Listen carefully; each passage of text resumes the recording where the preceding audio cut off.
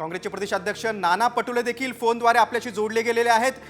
पटोलेजी, म्हणजे मनमोहन सिंगाच्या काळातील अगदी महात्मा गांधी राष्ट्रीय रोजगार हमी योजना असतील, मनरेगा म्हणजेच, किंवा ग्रामीण आरोग्य योजना असतील, अशा कितीतरी योजना त्याचा लाभ आज संपूर्ण भारताला होतोय.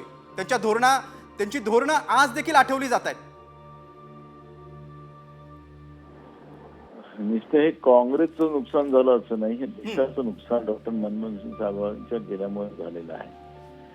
एक महान अर्थतज्ञ, अष्टपैलू व्यक्तिमत्व असलेलं हे व्यक्तिमत्व, आणि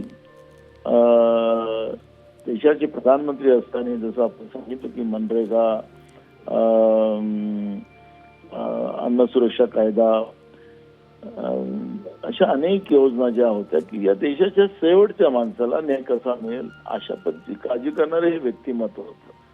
आधी राहणीमान, मी पार्लमेंटला होतो त्यावेळेस आमचे फायनान्स कमिटीमध्ये मी पण होतो, आणि मी त्यावेळेस त्या देशाचे प्रधानमंत्री होते. त्याच्यानंतर ते राज्यसभेवर राहिले, पण ज्या आमच्या फायनान्स कमिटीला ते स्वतः उपस्थित राहायचे.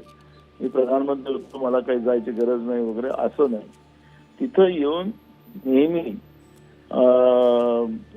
आर्थिक शिस्त कशी राहील, देश कसा आर्थिक प्रगतीवर जाईल, अशा पद्धतीच्या मौलिक सूचना करणारं हे व्यक्तिमत्व होतं. शेवटच्या क्षणापर्यंत देशासाठी जगणारं हे व्यक्तिमत्व आज आमच्यामध्ये नाही. त्याचं दुःख नुसतं काँग्रेस पक्षालाच नाही तर संपूर्ण देशाला या निमित्तानं झालेलं आहे.